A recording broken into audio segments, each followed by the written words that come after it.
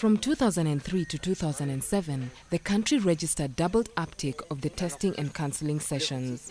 Although the identified target age group fell between 15 and 64 years, senior citizens like Silvanus Olunga, who volunteered to take the test in 2007, was found to be positive. Though not considered to be in the identified age bracket, the rise in infection among senior citizens indicate a new branch in the infection pattern. When it comes to persons above 50 years of age, especially in this area, you find that most of them didn't go to school. And of course, them understanding the issue of the virus, and of course the treatment is a bit hard. Not to mention the hurdle presented in the language barrier.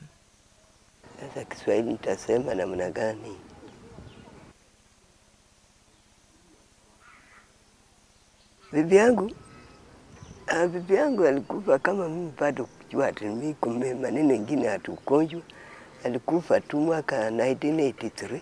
But Olunga managed to carry half of the conversation with us in Luya, and from his sharing, we got part of the story of his long life. Lano ngurumbu ninjira ndanyoliramo, nomba ndanyolira Nairobi, nomba ndanyolira yena. Uvera Nairobi ndamenya mika chula san mika chine. And after his wife's death 27 years back as a result of complications during childbirth, Olunga has been living alone. Mimi nilikuwa na kusharudi magomba hapa na huko sijui alikuwa anakufa namna gani. To add to the complicated trail of infection, after his brother's death, Olunga was subjected to the cultural practice of wife inheritance. But he did not stay long enough to make a home with his late brother's wife. He left. Ana uno wandero hauno siyali mbibi wali. Huyu ulikuwa nakimbia huyu, si alikuwa bibi. Neli ruo. Apalange ndiye msunganga za muhano we butama. Sasa ngorwa ndanyole ndiye. Sinda tipi nilipimwa alafu nikapatikana niko nayo. Na sijui nilipata namna gani.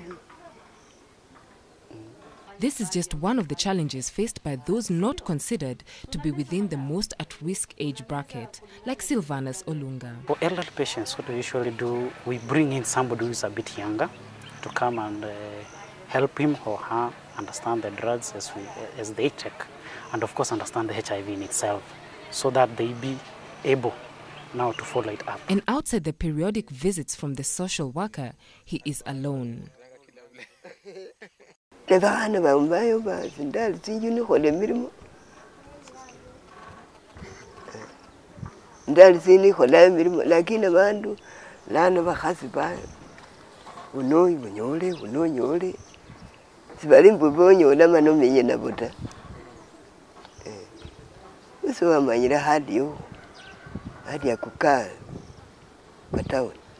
Living alone has ingrained in Olunga a discipline with a condition he does not fully understand. But he makes his scheduled visits at the Hunyangu Hospital. And the access to treatment, care and support is the recommended routine. In addition to routine medical checks, he receives food rations.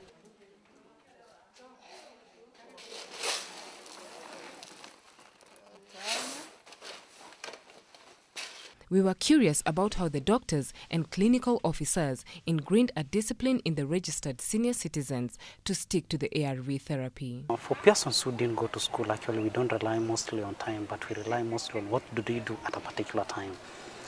If somebody is able to go and milk, even if he's 70 or 60, that is the exact time we would wish him or her to take his medication.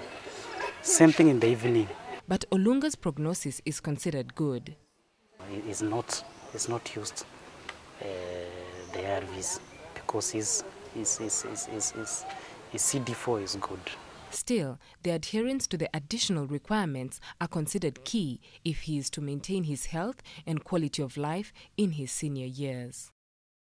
Putting him on food is not actually secure in terms of food. He's staying alone, so there are those social issues that he do have. So that the only thing that we do here is to monitor him and give him food. Although for Olunga, visiting the hospital entails lengthy consultations with the various clinical officers, His HIV status, he believes, is a disease like any other.